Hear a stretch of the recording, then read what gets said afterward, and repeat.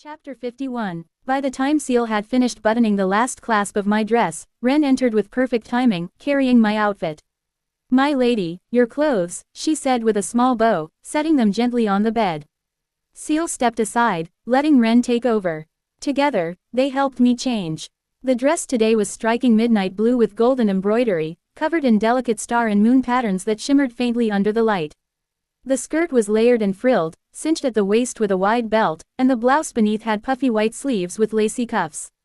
A ribbon-tied collar sat perfectly beneath the dress's square neckline, and the asymmetrical stockings, one white with a garter strap, the other dark blue fading into a constellation pattern, stood out against polished black shoes adorned with matching bows.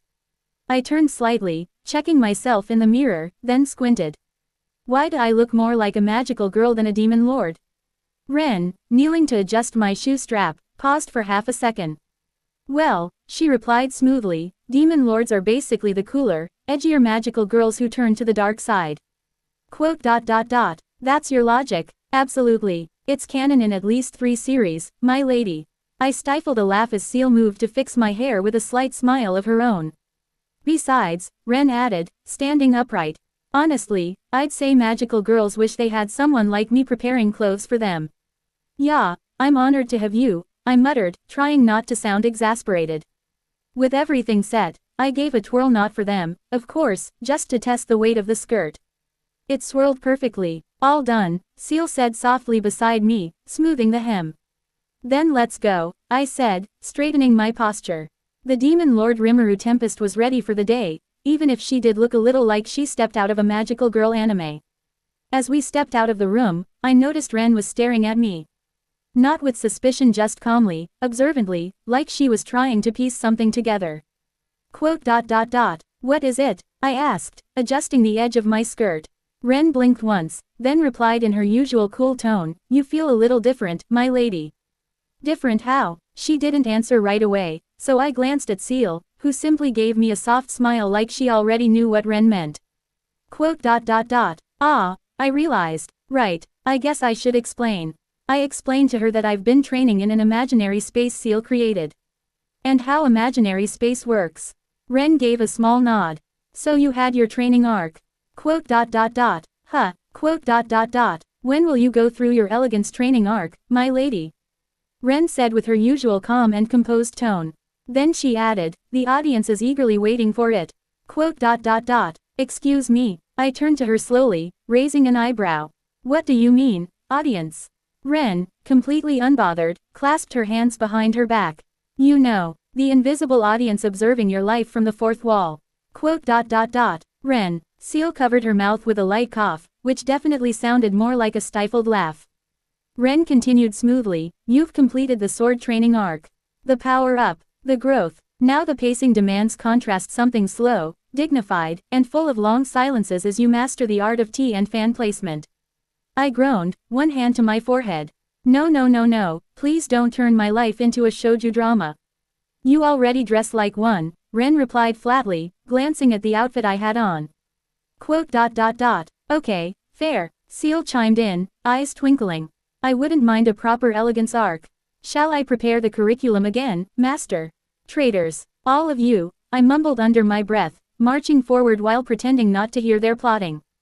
And behind me, I swear I heard Ren mutter, "Arc title suggestion, Lady of Grace, Rimuru's Delicate Redemption." I was this close to re-entering the imaginary space just to scream. I had just finished reviewing Shuna and Soe's reports that morning, both efficient as always, every detail handled without a hitch. Benimaru returned by evening. His report was brief but thorough, confirming that everything on his end had gone smoothly as well. A few quiet days passed, filled mostly with paperwork, until the office door opened with a familiar click. Diablo entered, his steps precise, as always. He cradled a sleek black painted box in his arms, almost reverently. With a bow, he approached my desk and presented it to me like a sacred offering. "Our negotiations proceeded as planned, Lady Rimuru," he reported with calm pride. "This box contains proof of our peace agreement along with the first installment of the reparations. 1,500 stellar gold coins." I blinked at the number, momentarily speechless. 1,500 stellar gold, that was absurd. My thoughts immediately jumped to all the ridiculous things that could fund infrastructure, expansion, education, or, let's be honest, dessert buffets for a year. Still, I maintained a calm expression as I looked at Diablo, who was clearly enjoying my reaction, even if only subtly. Of course he'd pull this off flawlessly. It was Diablo, after all.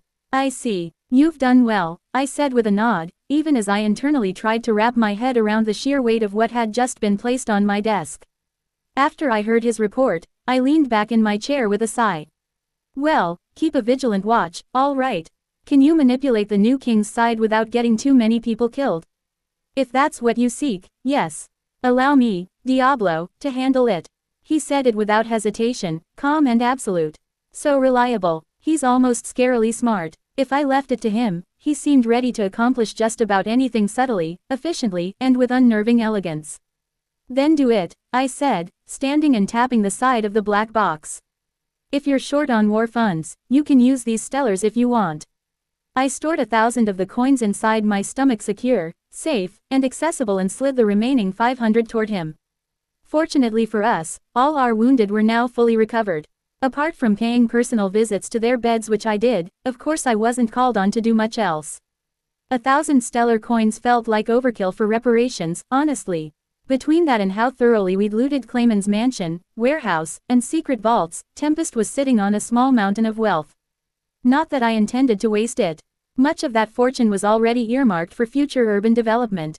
Roads, housing, defense, infrastructure, all of it was necessary. Despite my intentions, Diablo smiled and shook his head. I deeply appreciate your concern, Lady Rimuru, but it will not be necessary. As laid out in my plan, if you can provide me with a suitable army, the rest will take care of itself.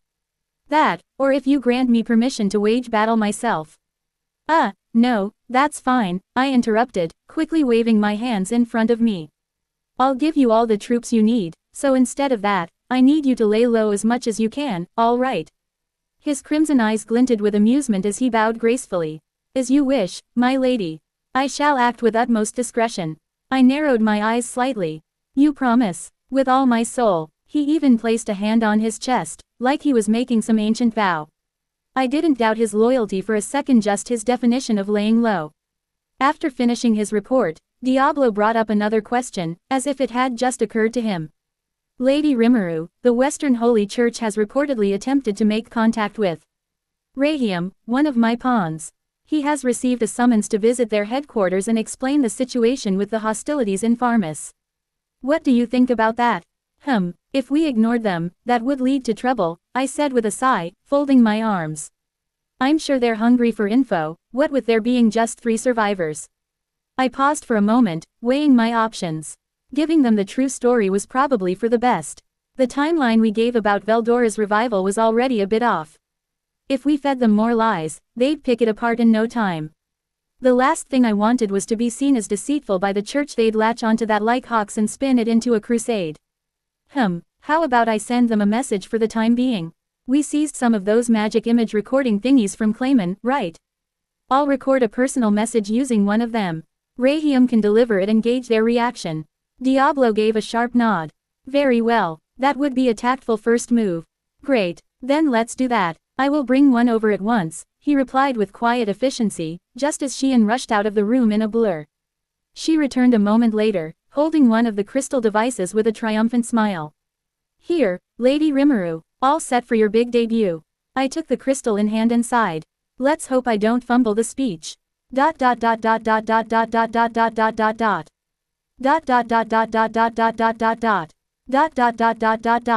A few days had passed since Diablo had informed me that Rahiam had departed to deliver the message to the Western Holy Church. Then came the arrival I'd been expecting, the 3 lycanthropiers, accompanied by a massive procession, easily numbering in the tens of thousands. It was an imposing sight, even for Tempest. Their presence turned heads across the city, but thanks to the groundwork we'd laid, there were no issues accommodating them. Phobio wasn't among them, though. He'd stayed behind, tasked with overseeing the group of magic-born prisoners we'd taken from Clayman's forces. With Geld temporarily stationed at Clayman's former palace, someone needed to ensure order was maintained. It made sense. Phobio had a strong presence and knew how to keep that kind of crowd under control. His loyalty to Caroline was unwavering, and right now, that meant supporting our plans as part of Milam's new faction. I watched the lycanthrope procession, my mind already shifting gears toward whatever the next problem would be. There was always something, but at least for now, things were running smoothly. At the very far end of the procession, I finally caught sight of Gabble soaring high above the crowd, gliding down in dramatic spirals before landing with his usual flair. "I have returned, Lady Rimuru," he bellowed proudly, striking his usual extravagant pose. He didn't look the least bit worn out, in fact, he looked energized. "Hey, nice to see you. I heard you put in a fine effort during the battle." I smiled, genuinely glad to see him back safe. No, I still have much to learn," he replied, shaking his head with exaggerated humility. Sir Midray, in the service of Lady Milam, practically pummeled me beyond recognition. Ah, Midray, that Dragonud monk with fists like steel and a fanatical devotion to Milam. Benimaru had mentioned him too, said he was nothing short of a monster in a fight. Yeah, well, if he worships Milam, then he's gotta be a combat freak, no doubt. And you're no slouch yourself, Gabble. Maybe you just aren't used to your new powers yet. Give it time, you've still got a long way to go. I wasn't sure if my words were all that comforting, but Gabble beamed at me anyway, his eyes shining with determination. Ha, I, Gabble, am prepared to expend every effort to live up to your lofty expectations, Lady Rimuru.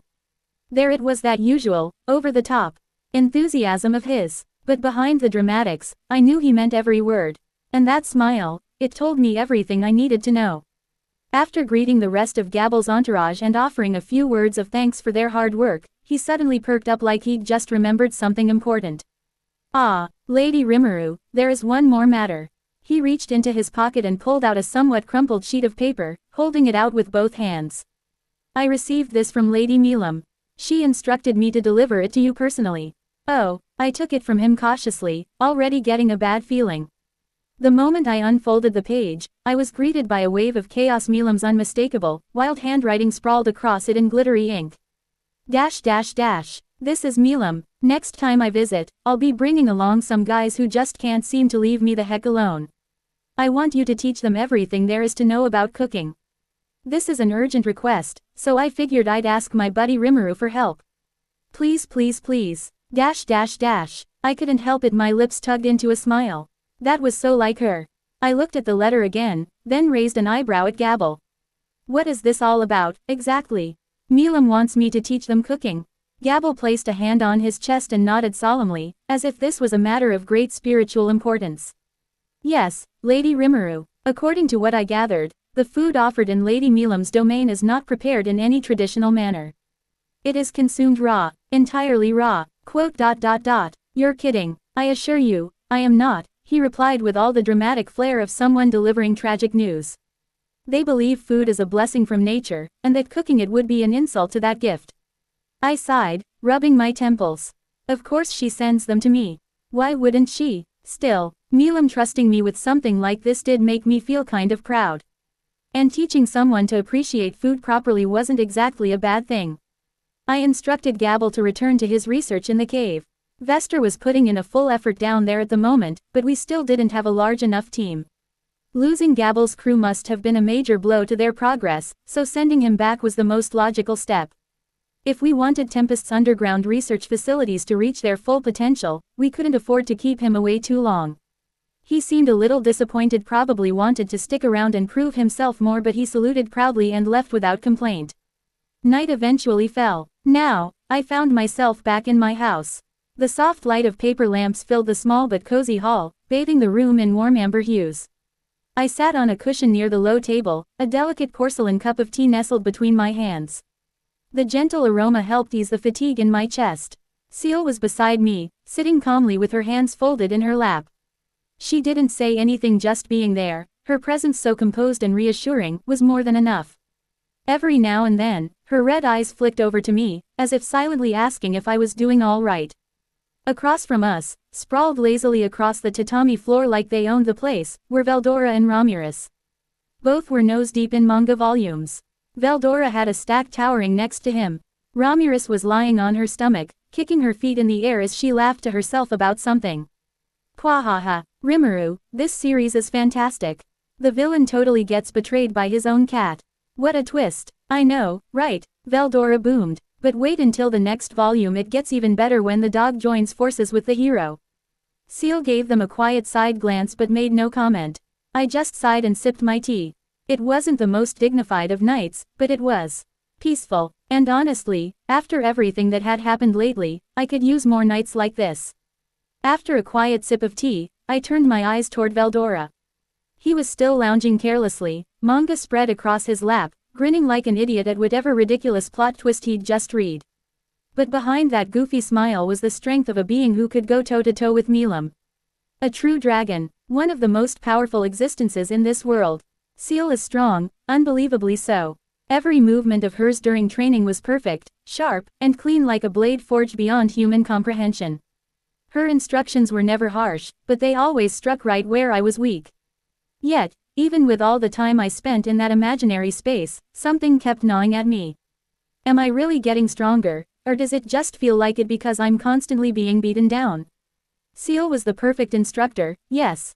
Too perfect, maybe. She never made mistakes. She never slipped. No matter how many blows I dodged, no matter how much my technique improved, she was always several steps ahead. And because she held back so much, I couldn't tell how far I had come. I glanced at her beside me. She looked calm as ever, her posture flawless, her gaze gentle as it idly followed my thoughts. Master, she murmured softly without needing to be asked, you're improving at an exceptional rate. But I understand your frustration. I gave her a faint smile and nodded. Then my gaze turned back to Veldora. If I want to know where I stand, maybe I need to fight someone other than Seal. Someone strong. Someone I know. I took a breath, setting my tea down on the table. Yeah, I've made up my mind. Next training session, I'll ask Veldora to fight me. Not to replace Ciel's training, far from it. But to measure my progress in a real clash. With someone who wouldn't go easy on me. Someone loud, reckless, and unbelievably strong. I frowned slightly, fingers tapping against the teacup. If I really want to fight Veldora, going all out would be insane. I mean, seriously, if he cut loose, I'd be vaporized before I could blink. No amount of regeneration would save me from a direct blast from a true dragon at full power. That kind of power gap. It's not something I can just brush off. But I do need to go up against him seriously. Otherwise, I'll never know where I stand. I mulled it over, eyes drifting from Ciel's calm expression to Veldora's dumb manga face, and then, my gaze landed on Ramirez, currently face down on a beanbag with a stack of comics around her like a paper fortress. And then it hit me. Wait a minute, Ramirez's labyrinth. I straightened up suddenly. In your labyrinth, we can't die, right? I asked. Ramirez turned her head toward me, blinking with a half-eaten cookie still in her mouth. Oh, yeah, duh. That's like, the whole gimmick. People can die in there but then not die. Neat, huh? I nodded, eyes gleaming now. Perfect. I want to use your labyrinth for a training match with Veldora, I said firmly. Ramirez sat up like she'd just been hit with lightning. Wait, you wanna fight, Master? Are you out of your mind? Probably, I replied calmly. But this way, I won't die, and I can finally see how far I've really come. Seal, still seated beside me, gave the faintest approving nod. That is a wise decision, Master. I will monitor your training and intervene only if necessary. Veldora blurted, finally catching on. You wanna fight me? Are you sure you can handle it? I won't go easy on you. I smirked. That's the point. Ramirez hopped to her feet, brushing off dust from her skirt. All right then, come with me to the labyrinth, I'll get everything ready. Veldora jumped up immediately, manga forgotten, eyes sparkling with childish glee. Wahaha, this will be magnificent. You shall witness the true might of Veldora the Storm Dragon. I stood as well, adjusting my skirt. Before following, I turned to Seal, who remained seated gracefully on the floor, hands folded neatly in her lap. Seal, I said softly, I don't know how long this training will take. It might be a while. She gave a light nod, rising to her feet with a smooth motion. Then I will remain here, Master, she replied. I shall monitor things from this body and handle anything that arises. I stepped closer and gently took her hand for a moment, meeting her red eyes through the expressionless mask. If anything happens, let me know immediately. Of course, she replied with calm certainty. I will manage it. With a small smile, I let go of her hand and turned toward the door, Veldora already walking ahead with Ramirez buzzing impatiently behind him. Now that I was doing this, I couldn't afford to hold back. Let's see what I'm really made of. We gathered in the guest room of my house, the faint scent of tea still lingering in the air from earlier. All right, let's go. Romulus shouted, zipping through the air in excitement as she floated up to the far wall, specifically, the door embedded into it. It didn't lead to the hallway like normal. This was the portal Romulus had installed, one that connected directly to her labyrinth. Veldora was practically vibrating with excitement, his arms crossed, grin stretching ear to ear. Finally, a true sparring session. I shall demonstrate the majesty of a true dragon in combat. I took one last glance over my shoulder. CLs remained in the hall beyond, calm and composed, like a guardian watching from afar. With a breath I didn't need to take, I stepped through the door, following Romulus and Veldora into the strange, death-defying world of the labyrinth. And just like that, we were gone. As I stepped through the portal, the scenery changed in an instant.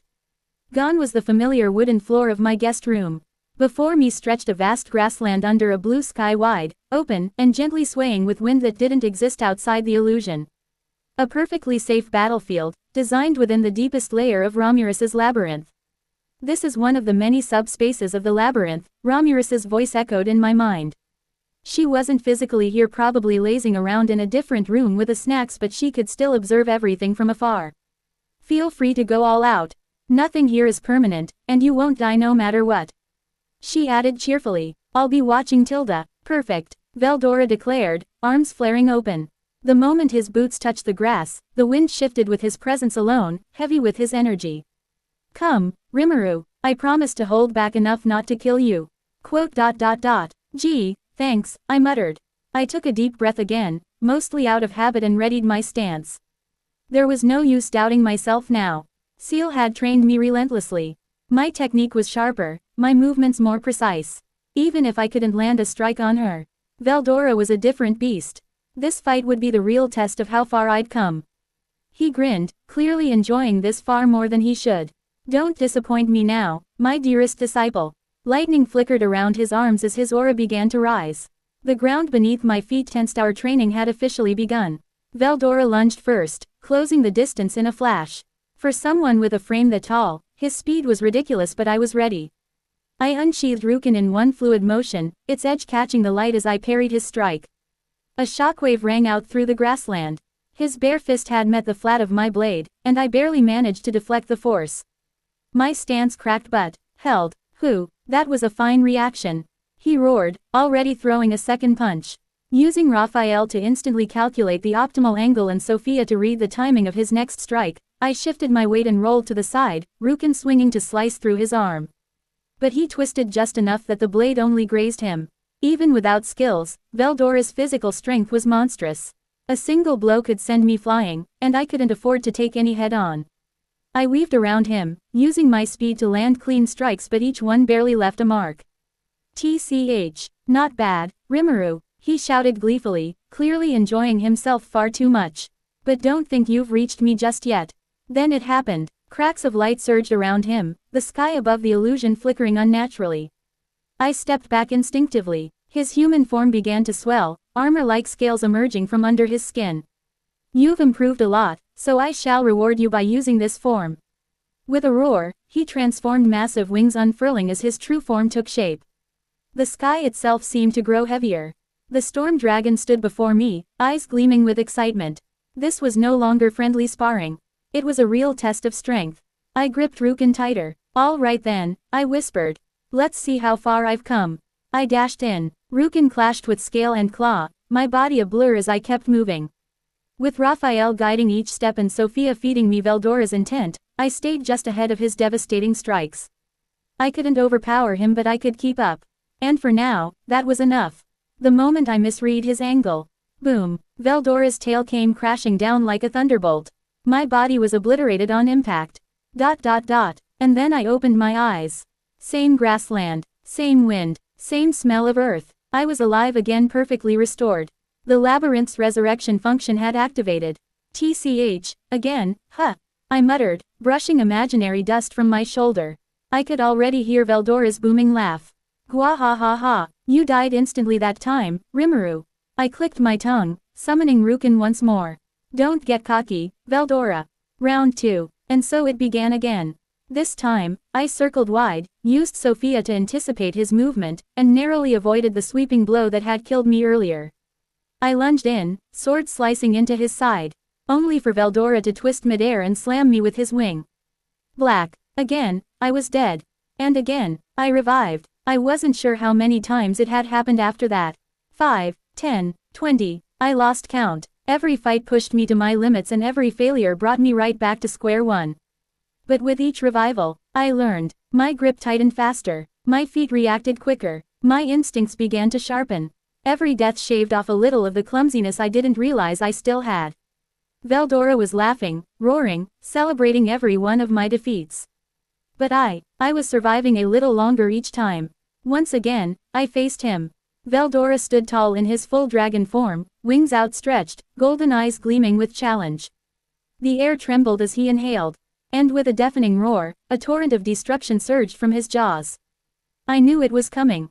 Sophia screamed at me, lines of probability flickering through my mind like sparks. I dodged left not fast enough. The blast consumed me. Everything turned white. And then, back to green. Grassland. The scent of flowers. My body, whole again. I gritted my teeth. Again. We clashed. Again. And again. I lost count of how many times I died. Burned by his breath, smashed by his claws, crushed beneath his tail. But I kept going. And then, for the first time, my blade connected. A single slash, drawn tight with all the weight of my training behind it, carved across his shoulder. It wasn't deep. It didn't slow him down. But it hit. I hit him. Veldora blinked, then grinned wide, pride gleaming behind his fangs. Before his claw swept through me, and everything ended once again. Revived. Lying on my back, Rukin still clenched in my hand. I was panting, but smiling. I cut him. I whispered. Our battles raged on, each clash more intense than the last. I'd long stopped counting how many times I'd died. Every swing of Rukin, every evasion predicted by Sophia, every perfect angle calculated by Raphael, none of it was enough. Veldora was just that strong. Then, between one defeat and the next, I asked quietly, Seal, how long has it been? Her calm voice responded in my mind. 3 weeks, Master. 3 weeks, huh. I revived again. My body pieced together on the familiar grass. Veldora laughed heartily in the distance, having just finished watching me get blasted into ashes again. His thunderous, smug voice echoed across the plains. Gwahahaha, you're improving, Rimuru, but still 100 years too early. Oh yeah, I stood, fists clenched. My golden eyes narrowed, anger flared in my chest. That's it. I pointed my sword at him, magicils flaring wildly. If I can't beat you.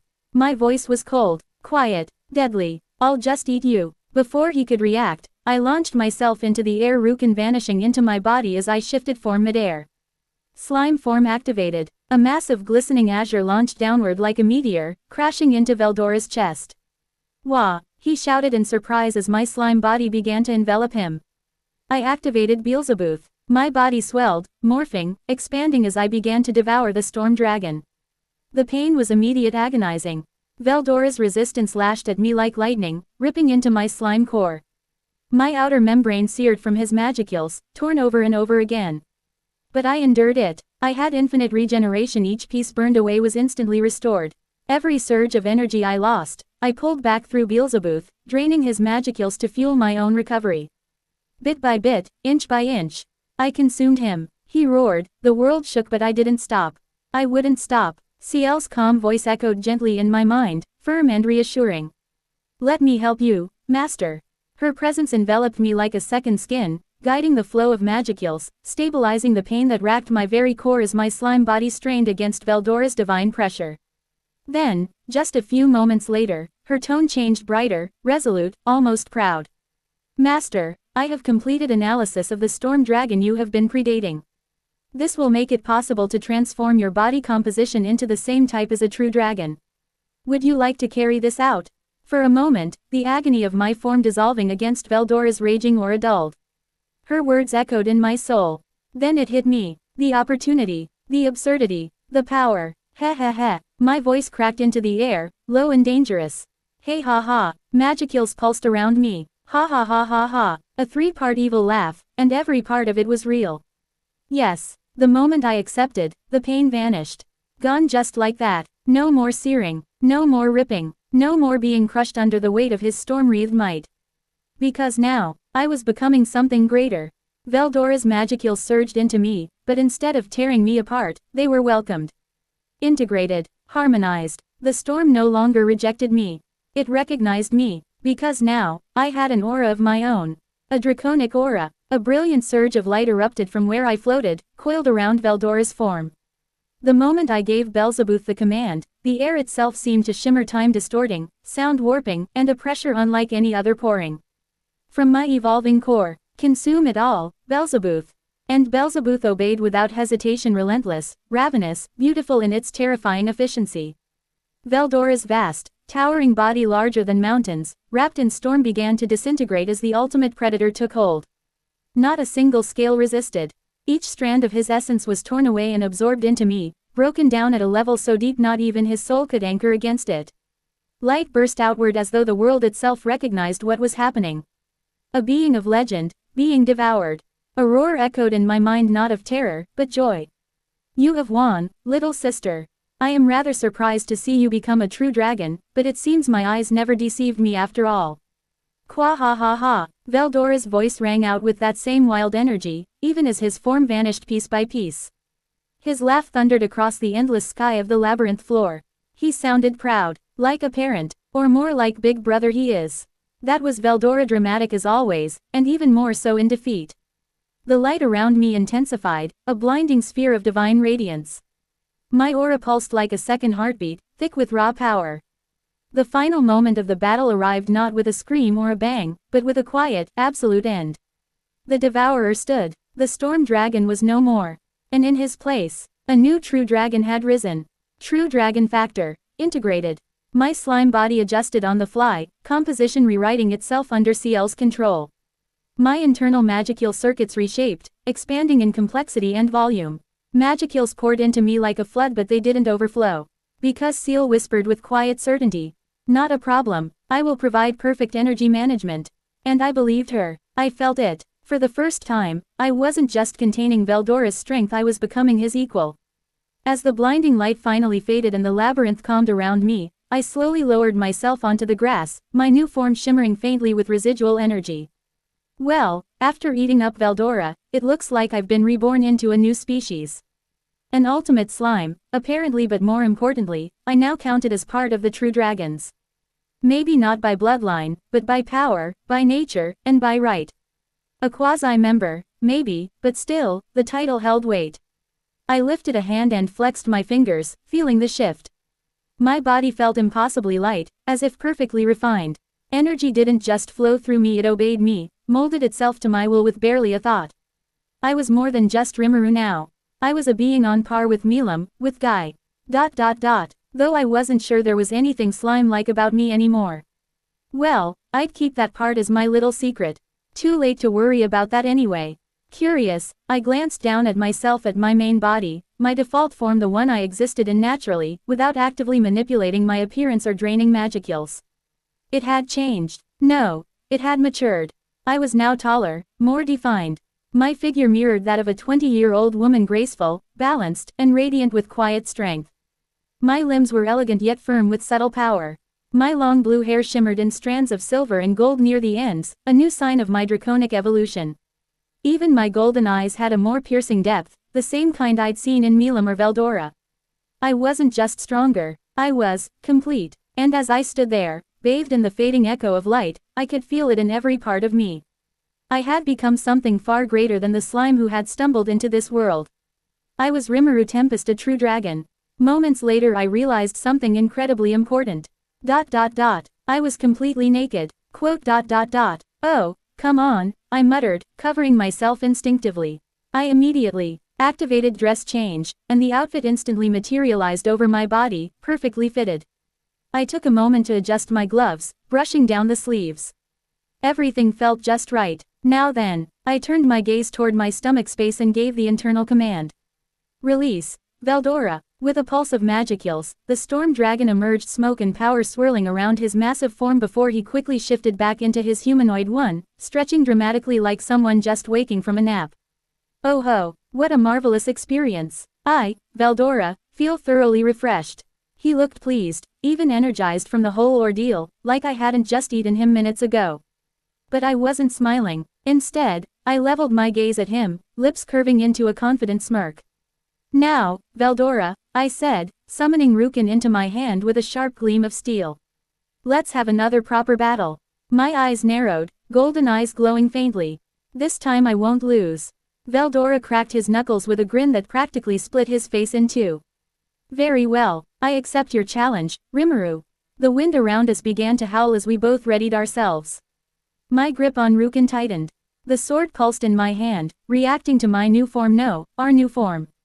As if responding to my evolution into a true dragon, Rukin had become sharper, faster, and far more attuned to my aura.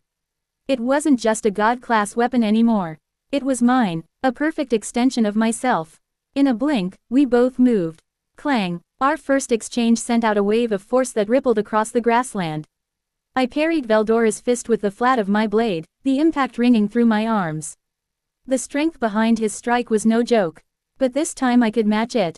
Veldora shifted back, grinning like a maniac. Oh ho, you're no longer squishy, and you're no longer holding back, huh? Another dash forward. I used thought acceleration to calculate dozens of possible responses to his movements. Sophia fed me predictions in real time. Not as voices, just seamless understanding flowing through me. He twisted his body, throwing a high-speed punch toward my side. I adjusted my stance midair, flipping over him and landing behind, my blade slashing upward in a clean arc. He blocked it with his forearm but sparks flew. Ha, you've gotten faster, Veldora roared, sweeping a leg toward mine. I jumped, narrowly avoiding it. The moment I landed, I dashed forward again. Our blows came in rapid succession, my sword against his fists, neither of us giving the other room to breathe. Rukin hummed with each swing, tracing silver arcs in the air. Every one of my moves was tight, clean, nothing wasted. This wasn't like before. I wasn't flailing. I wasn't trying. I was fighting. Veldora unleashed a breath of lightning-tinged energy from his mouth. I raised my left hand and dispersed it with a barrier while simultaneously thrusting with Rukin. The blade met his ribs but didn't pierce. Just a scratch. He retaliated immediately, spinning and slamming a palm into my stomach. I slid back across the grass, digging my heels in to stop the momentum. My body held. No cracks. No death. Just a challenge. You're not bad at all, Rimuru. Veldora laughed. Truly, this power suits you. I rolled my shoulders and raised my sword again. Keep talking, I'm still warming up. We clashed again and again, sky darkening with the force of our blows. This was no longer a one-sided beatdown. No longer training. This was battle. Veldora launched into the sky with a mighty leap, his form shimmering with excitement. Here it comes, he shouted gleefully, cupping his hands together. Ka! Me! Ha! Me! Ha! A massive beam of energy, practically a miniature sun in density, erupted from his hands and tore across the sky toward me. Even the wind flinched. Dust kicked up around me. Ramirez could be heard yelling from somewhere far off. And me, I didn't move. Instead, I stood still and closed my eyes. I breathed in, not air, focus. I remembered Ciel's movement, her stance, the precise moment she struck, the angle, the balance, the calm that came before a perfect cut. Then my eyes opened. I raised Rukin in silence. And as the beam was upon me, shhhhhhhnk. A single, clean slash split it right down the center. The sky lit up with crackling fragments as the energy dispersed harmlessly around me. I didn't even flinch. Veldora's jaw dropped in midair. Why, you slashed it? That was supposed to be my ultimate move. HMPH, I replied coolly, sheathing Rukin for effect. Try harder. That got him fired up. With a roar of exhilaration, Veldora's form exploded outward, morphing into his true draconic shape. Massive wings unfurled, thunder crackled across his scales, and a gleam of pure challenge lit his eyes. I'll take you seriously now. He boomed. Good, I said, Rukin already back in my hand. He lunged, tail sweeping down like a meteor. I flipped up, landed on the tip of his tail, then ran along his back, dragging my sword across his armor like scales. Sparks flew, then he twisted, trying to shake me off. But I held on. We traded blows through the sky and ground alike. I slashed, he bit. He struck, I dodged. Every movement from me was calculated, fluid, intentional, drawn from Ciel's unrelenting drills. He roared and surged forward, jaws open wide. I vanished from his sight for a blink, and reappeared above, sword raised, magicils crackling around me. Let's end this. Crack, one final slash, charged with everything I had. Boom, light exploded, wind screamed. And when it all faded, Veldora was on the ground, laughing even as the dust settled. PFF. That was awesome. You really did it, Rimuru. I floated down gently, landing beside him. Told you I wasn't gonna lose this time. In the end, I stood victorious. Sword lowered, breath steady. As Veldora's massive form slowly dissolved into light, his body regenerating naturally within the labyrinth's revival system, I sheathed Rukin with a soft clink and exhaled. My hair settled back into place, my aura calming with it. A familiar voice echoed through the sky like a startled bird. What? You actually beat Master? Ramirez zipped through the air like a missile, circling around me in dramatic loops before stopping midair with a gasp, hands gripping her head. I was watching the whole time, but I still don't believe it. You really became a true dragon. What the heck? She flailed for a moment, then zoomed down and poked my arm like I might be an illusion. Yup, I replied calmly. Still me, she says. Ramirez shrieked, pointing an accusing finger. That's not a still me moment. You went boom, then flash, then Master went ow, and then you were all glowing and terrifying and slicing through his Kamehameha like it was warm tofu. That's so not normal. Veldora, now in human form and laughing as he dusted himself off, stretched his shoulders with a big grin. Kwa ha ha, I knew you could do it, Rimuru. That power was exhilarating. You've really caught up to me. You say that like I haven't surpassed you. What was that? He blinked, eyes twitching. You want another match already? I raised an eyebrow, smirking. Later, Ramirez landed beside me, arms crossed and huffing. First Milam, now you. What's with all these muscle-headed dragon monsters in my life? Veldora raised a finger, proudly. It was quite the battle. I nearly cried. Cried because you lost, I added. Ramirez groaned dramatically, throwing herself face first into the grass. I swear, I'm surrounded by maniacs. I laughed softly, feeling the magicals in my body stabilize, surging with newfound strength. So much had changed in just a few weeks, but this power was real. This victory was real. And now, I was ready for anything that came next. Veldora gave me a proud nod, folding his arms as he looked me over. You've really become a quasi-member of the true dragon race now. I can sense the dragon factor within you. It's not complete like a trueborn dragon's, but it's unmistakably there. I blinked. Wait, you can sense it? Of course, he replied matter-of-factly. Every true dragon can sense another. It's instinctual part of our very being.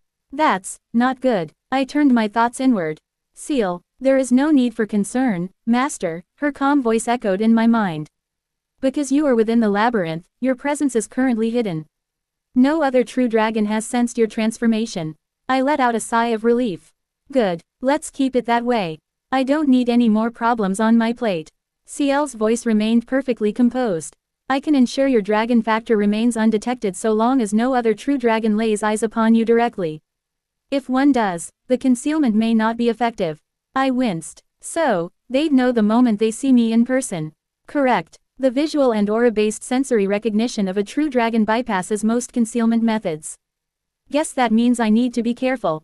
Let's keep this little evolution under wraps. Veldora was still humming proudly to himself, clearly oblivious to the full implications. I cast him a sideways glance. You're not planning on telling the others, are you? What? Me? Never. He declared, dramatically placing a hand over his heart. I, Veldora, am as silent as a still lake. I narrowed my eyes. You told Diablo everything about Walpurgis in exchange for dessert. That was vital intelligence coordination. He stammered. Totally different. I had my work cut out for me. Even after all that, Veldora hadn't changed one bit. But now that I had a dragon's power within me, I had even more reason to be cautious. No need to go waving that particular flag around, not until I absolutely had to. Master, now that you've evolved, I would like to adjust your skill set. I don't mind. I trust you, Seal. You can do it whenever you wish. Thank you, Master. Ciel's voice carried a soft happiness, quiet, but unmistakably pleased. ...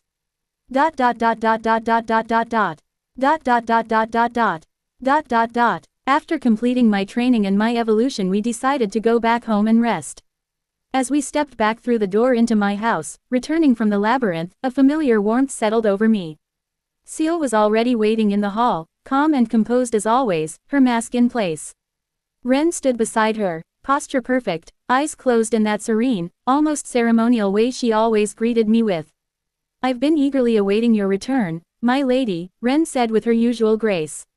But the moment she opened her eyes and took a good look at me, her expression froze for a split second. Then, those violet eyes widened in rare, genuine surprise. What happened? I gave a little smile, pressing a finger playfully to my lips. I kinda became a true dragon. This is my default form now. There was a beat of silence. Then, in that case, Ren's eyes sparked with excitement, her demeanor shifting faster than a magic circle activating. You absolutely need proper clothes worthy of your new form. Before I could say anything else, she had already turned on her heel and bolted down the hallway, the soft swish of her skirt echoing behind her. She took that well, I murmured. Seal tilted her head, her voice gentle in my mind. She was probably waiting for an excuse to upgrade your wardrobe. Again, honestly, probably. Ren might be calm and composed 90% of the time, but the moment fashion is involved, it's like she transforms into a whole different beast. Well, I did evolve. I guess new clothes really are in order.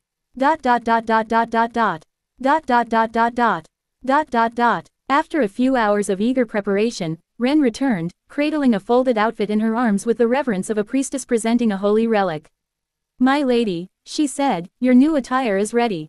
Ooh, nice, thanks, Ren. I took the clothes from her, already focusing on my magic. All right then, dress change, my lady. Ren's voice cut through the room like a sharpened dagger of etiquette. I paused. You are now a true dragon, she continued smoothly. It is time you learn proper decorum befitting your status. A lady of your position should not change clothes with magic. It is your maid's duty to assist you. Please behave accordingly. I blinked. But if the result's the same, what's the big deal? Ren's glare landed on me like a precision spell. It appears you really need a lesson in how to behave like a proper lady. Right, got it. I spun on my heels before the trauma of past etiquette lectures could resurface. I'll just, head to my room. Ren, Seal, help me change, please. I didn't wait for a reply. I just bolted. Grace and dignity be damned. Behind me, I heard Romulus burst into laughter. PFF ha ha ha ha. Okay, so maybe I still had a long way to go before I acted like a dignified lady. But hey, I was trying. Sort of. Ren and Seal followed me into my room without a word, but I could feel their eyes on my back. Ciel's presence was calm and composed as ever. Ren's, on the other hand, was practically radiating silent judgment. I didn't need to turn around, I knew that look. Yep, sooner or later, she was going to drag me into another etiquette session. Probably sooner. I stepped behind the folding screen and held out the outfit. Okay, I'm ready. Ren's voice was perfectly neutral. Please raise your arms, my lady. I did as told, and in complete silence, the two of them began their work. The first layer fit snug against my body, a sleek black bodysuit with a high collar and gold trim. The fabric was firm but flexible, moving naturally with every breath I took. It was strangely comfortable, and yet it had an aura of authority to it, like a uniform built for a commander. Seal stepped behind me and gently fastened the white belt with the gold-ringed buckle around my waist, perfectly centering it. Gloves, Ren said, sliding one onto my right arm. Seal took the left. They moved in perfect coordination, no wasted movements. A light tap here, a soft brush there, and just like that, the white cape settled over my shoulders. Gold embellishments locked it into place at the collarbone. I glanced down. The whole ensemble was far more regal than I expected. Sleek, commanding, a bit intense, honestly. Once they were finished, Seal stepped back and offered a mirror. I blinked. Whoa, I looked powerful. The fit was flawless, hugging my new, matured figure without being flashy. I wasn't used to seeing myself like this, confident, grounded, with a presence that could silence a room. My reflection felt solid. Not a demon lord in disguise. A true dragon, real, and proud. Not bad, right? I muttered. You look radiant, my lady, Ren said softly. I rubbed the back of my head, a little embarrassed but also kind of happy. Thanks. I guess this really is my default form now. Then it deserves proper presentation, Ren said, pushing open the door with all the ceremonial elegance of a palace maid. Please proceed. I stepped out into the hall. Romulus didn't even flinch. Oh, you finally done. Took you long enough. I'm starving. Veldora, on the other hand, whistled loudly. Ooh, now that's a transformation. You look super cool, Rimuru. I sighed and muttered under my breath. Why is he treating this like a manga power-up chapter? Still, I couldn't stop the small smile tugging at my lips. Yeah, this wasn't so bad. Flower petal Rimuru Tempest. DNA basic information. Name, Rimuru Tempest. Race, Ultimate Slime True Dragon Factor. Gender, female default form. Greater than originally genderless, now maintains a graceful feminine form. Attracted to women due to remnants of male psyche. Seal in male form. That's an exception. Apparent age, approximately 20 years. Matured appearance. Biological age, approximately 3 years. Height, 165 centimeters. Military medal titles. Demon Lord Rimuru, Ruler of Tempest, True Dragon Quasi, Sparkle's divine protection and blessings. Storm's crest, divine gift from the Storm Dragon. Blessing of radiance, granted by the primordial spirit of light. Bar graph status, existence value, 14,681,123. Energy control, perfect, assisted by CL's absolute support. Cyclone ultimate skills. Azathoth, God of the Void. Fusion of Raphael, Beelzebub, Veldora, and all prior ultimate analysis-based systems. The highest tier Void God skill encompassing erasure, control, and internal mastery. Sub-skills. Nihility Collapse, reduces all existence to void, absolute erasure. Imaginary space, time-dilated mental dimension for limitless training. Multidimensional barrier, divine defense across all layers of reality. Soul Gluttony, converts souls into usable energy, memory, or skill data. Space-time domination, full control over movement, portals, and temporal flow. True Dragon Nucleation, Storm encases a True Dragon core within Rimuru. True Dragon Released Storm activates full divine power of Storm-type Dragon. Parallel Existence, allows Rimuru to generate fully independent clones that share thoughts, senses, and abilities in real time. Each clone can act autonomously across different locations and tasks. If one is destroyed, the others remain unaffected. Shub-Nigger F, Lord of Harvest. Derived from Ural's essence plus food chain integration. A divine evolution type ability centered on distributing power and guiding civilization. Sub-skills. Skill creation, forge new abilities via synthesis or modification. Skill duplication, copy known skills for Rimuru or others. Skill gifting, transfer skill copies to worthy subordinates. Skill storage, hold a vast array of abilities for future use. Brain seal, support entity. Greater than Rimuru's first wife, partner, and sentient logic system. Formerly Raphael, now an elegant, loyal, slightly mischievous companion. Capabilities. Supreme calculation, judgment, and control over Rimuru's internal system. Manages energy balance, magical flow, and skill prioritization. All of Sophia's abilities perception, memory sync, combat mimicry, foresight, copy analysis are now integrated into Seal directly. Greater than note. Sophia has been entirely subsumed by CL's superior logic.